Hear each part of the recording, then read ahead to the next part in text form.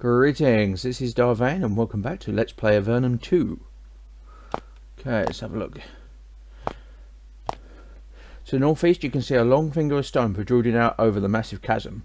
There's a stone platform at one end. The pathway to the platform is guarded by a group of massive scaly humanoids. They are arguing amongst themselves and thus fortunately they haven't noticed you. If you keep going though, you'll no doubt you'll be able to evade their gaze. Keep going forward, but stay out of sight. Sure enough, the creatures see you as soon as you get close. They regard you as potential food.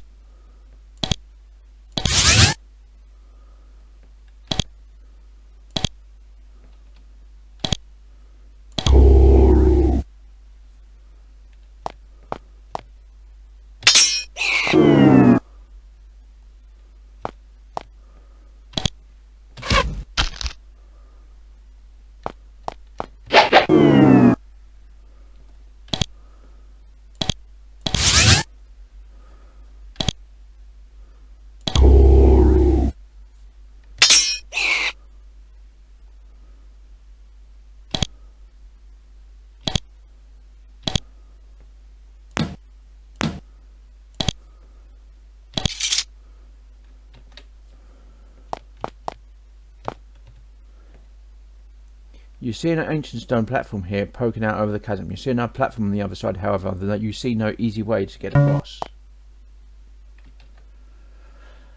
Let's try the orb of foundry.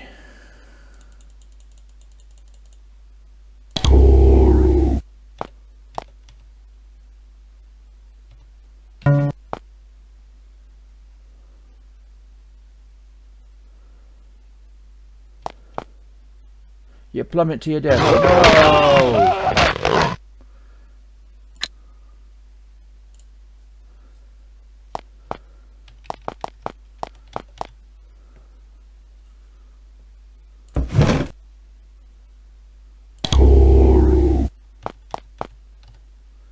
Strangely, there is a small ruined building at the edge of the chasm. To the south, a small stone dock protrudes out over the bottom of blackness. You walk over to investigate. When you reach the dock, you look over the side and see something remarkable. There are 6 stone platforms 10 feet below you, hovering and bobbling in space. Instead of floating peacefully, they seem to be struggling to fly southeast. The only thing holding them here are several thick, rusted chains. They would be easy to break. Okay, let's break the chains. The platforms hover away to the southeast. Though they are made of solid stone, they hang calmly in mid-air. You wonder where they're going.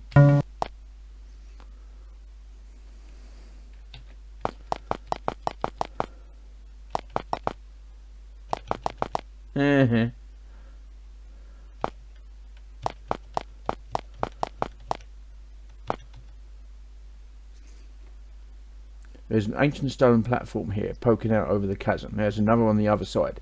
In between, the 6 platforms you released are floating slowly back and forth. Attempt to cross the chasm using the platforms. It isn't easy to jump onto one of those floating platforms, but once you do, the ride across is smooth and quick. Okay, let's have a look. Let's see what we got.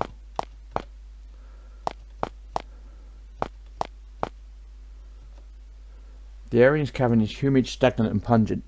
The light from the glowing fungus in the ceiling is exceptionally bright, revealing walls and floor glistening with mould and lichen. The ground is dotted with rank mounds of decomposing plants. The caves in the Vane caverns to the south were chilly, but this region is very warm. The smell of sulphur burns your nose. There must be a volcanic vent nearby. You can see hulking shapes moving around the uneven ground to the north. If you wish to evade them, you will have to be careful. They are red, scaly, and huge.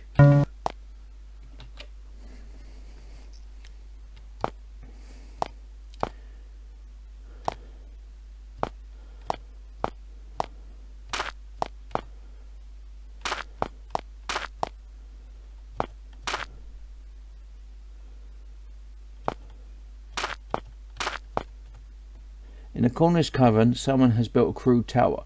They have piled stones and rubble in a large ring, 20 feet in diameter and 40 feet high.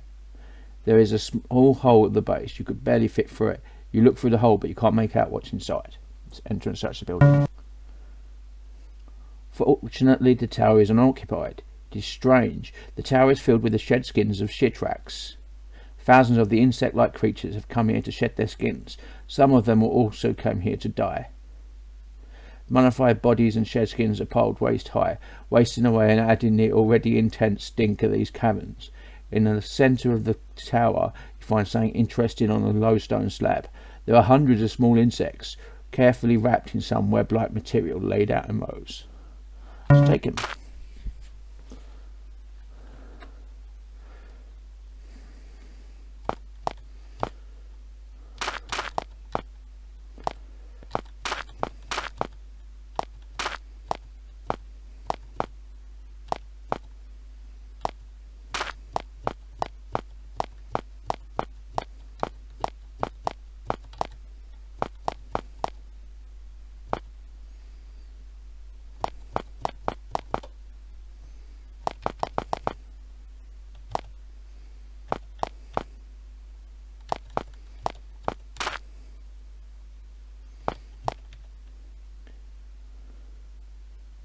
The hostile environment in the cavern finally gets you. One of you falls ill. Or not. You find, much to your surprise, a small dock poking out into the lava. It's made of a strange material like bronze mixed with marble, which resists the effects of the incredible heat. The structure is very strange and very old.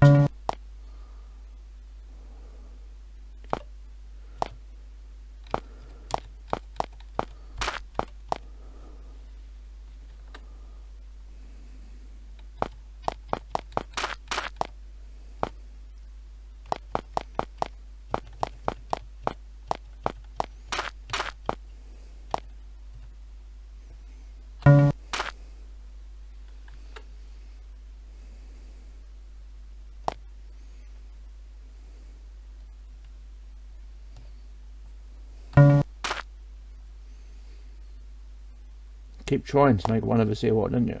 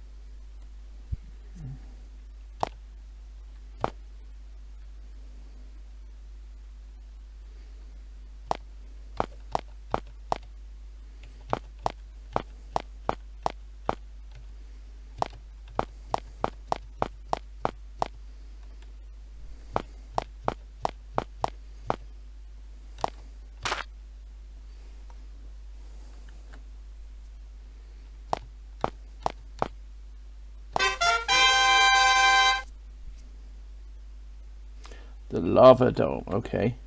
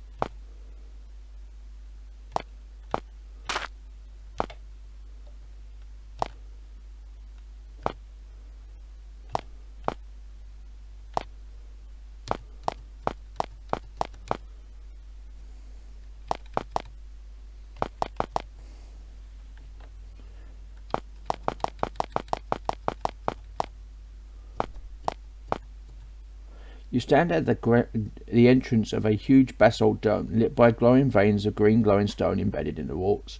The smell of sulphur and distant howls of Dan make you feel very afraid. Make you feel afraid. There are a series of rooms circling around the north wall of the dome, each at the top of a spire of stone, each higher than the one behind it. The lowest is at the northwest end of the dome, and the highest at the southeast. If there's anything interesting hidden here, it's probably in one of the high rooms. Hopefully, getting there won't be too difficult. Okay.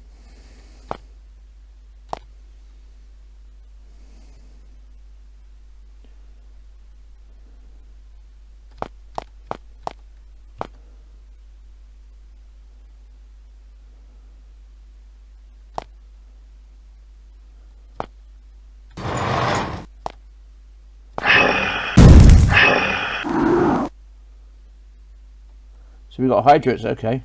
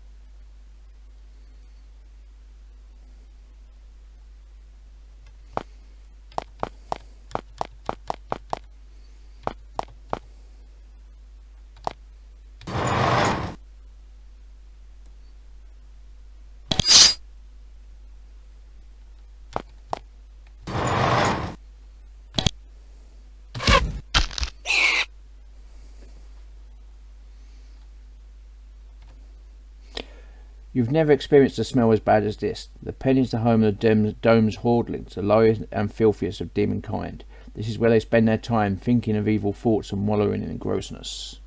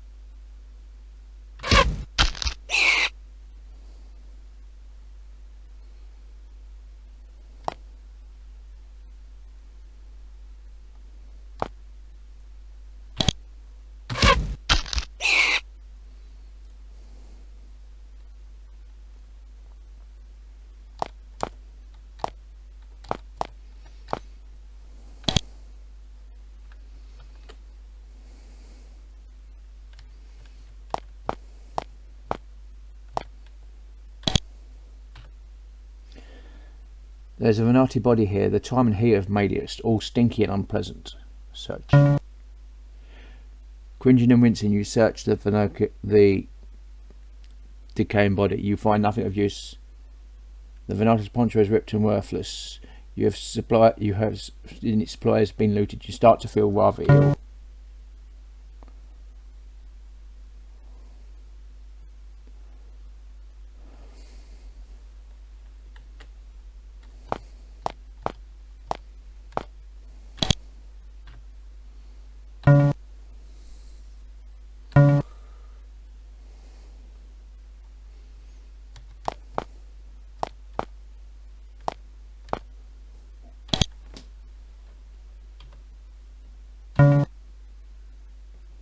There is nothing of value on the body. As you search, you see part of the sentence written on the floor is poking out from under the corpse. You push the body aside. The message reads, "Search the southeast bed."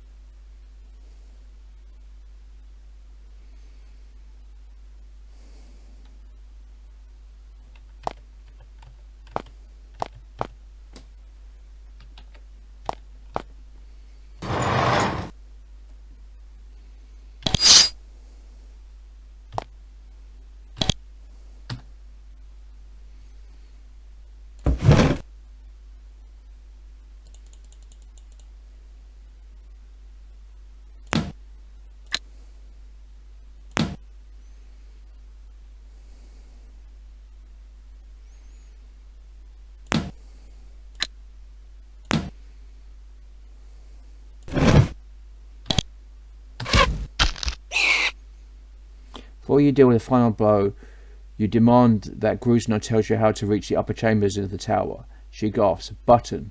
Corner of hoarding pit. Now you know what you need to know. You dispatch the foul demonic creature.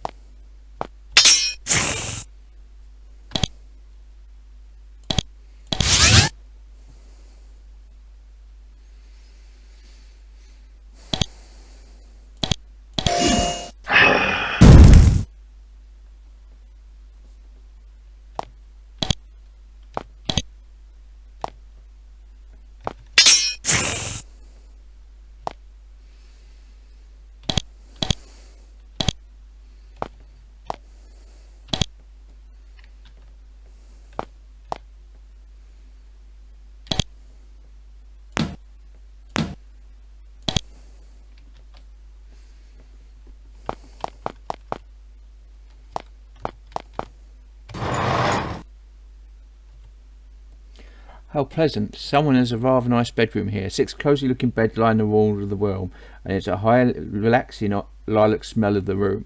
It's a strange oasis of peace in this foul tower. You lie down and sleep for a while. See the ambush coming. You lie down and you sleep almost instantly. The last thing you notice as you nod off is the lilac smell is starting to grow more powerful.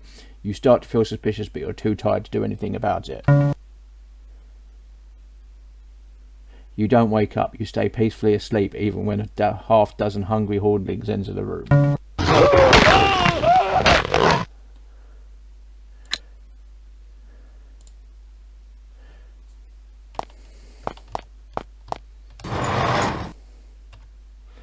Let's leave.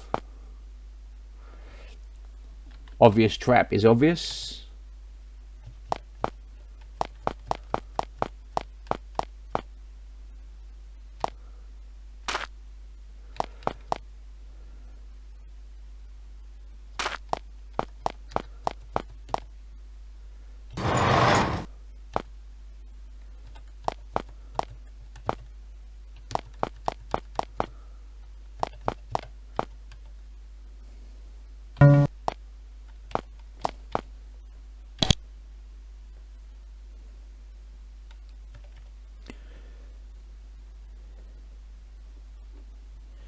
You get on your hands and knees and see there is a sheet of paper wedged between the bed and the wall. You read. It goes, look at the outside wall to the northwest.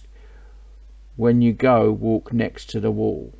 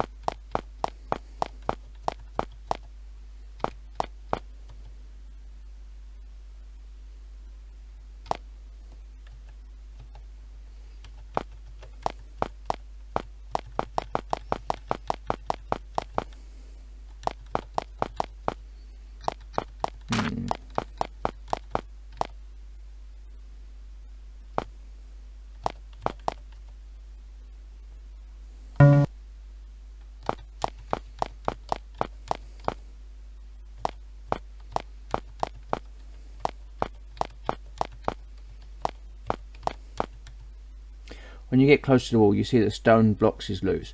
You reach out and push it and a section of the wall slides away. You can reach the upper chambers of the dome now. Okay. Upper chambers of the dome, here we come. The corridor starts to slope sharply upward, climbing up the north wall of the dome.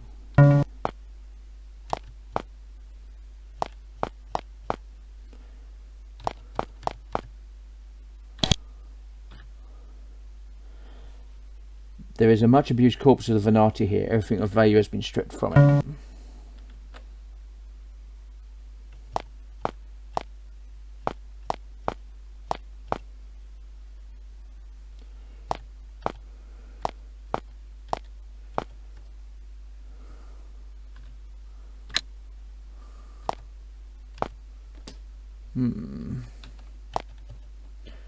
Turn the wheel.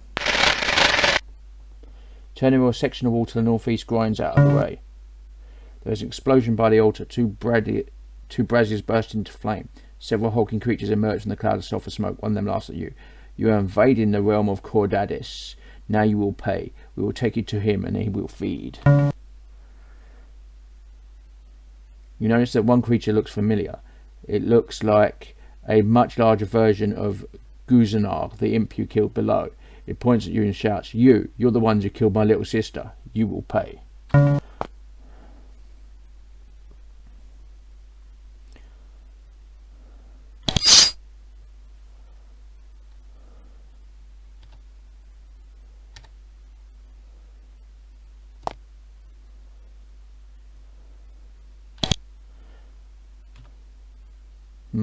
Mung demons. I hate mung demons.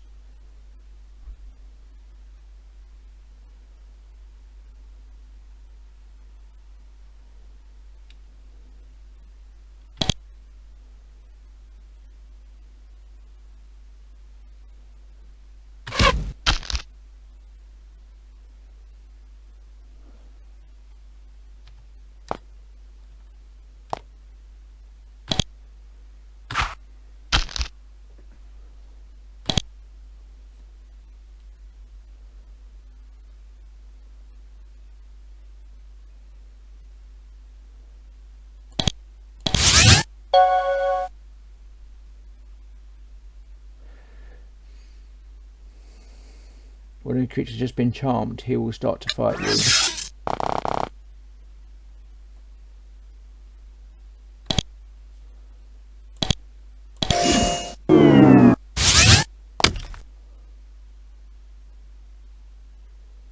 There's a large covert wheel array here, along with a length of chain wrapped around it several times. The chain then goes from the wheel into a hole in the ground. Since you're busy in combat though, you don't have time to turn it.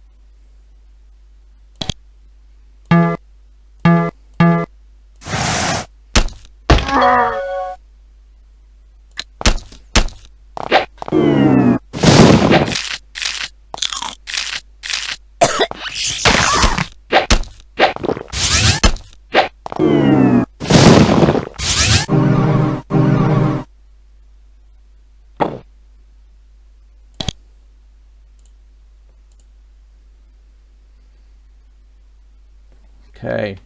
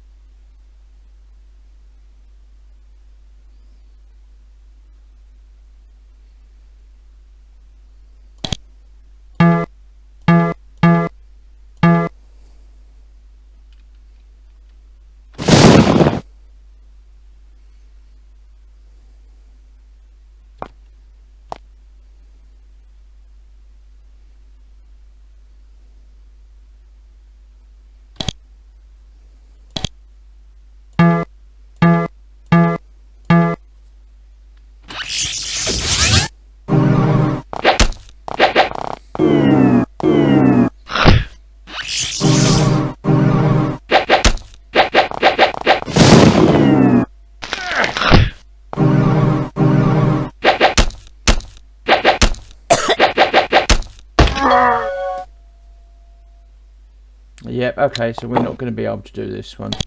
We're not ready to do that yet. Okay. I will have a think about what we're going to do next. Leaving the lava dome. Clearly not ready enough for yet. Let's go back to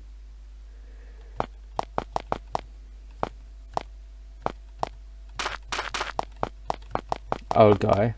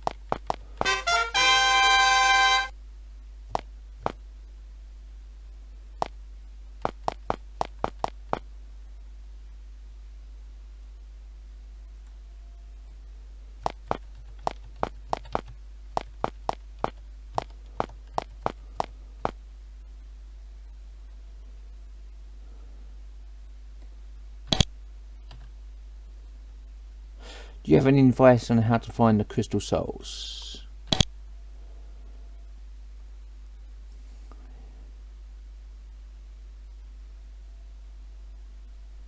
We have been watching you Avernum, you call yourselves, and we here speak often of a female human species, a powerful one named Erica.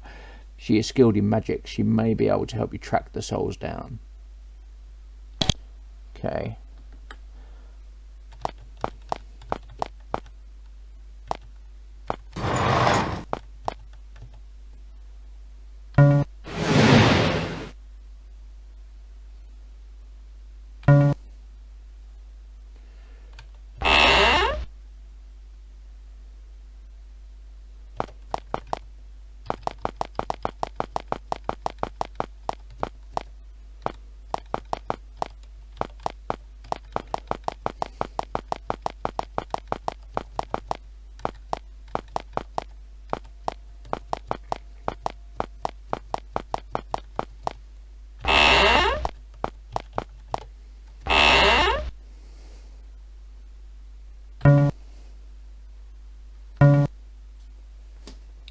Okay, so I am going to leave it here. This has been Vane doing Let's Play Avernum 2. If you like what you're seeing here, be sure to like, subscribe, share and comment. Please consider sponsoring me on Patreon, and until next time, goodbye.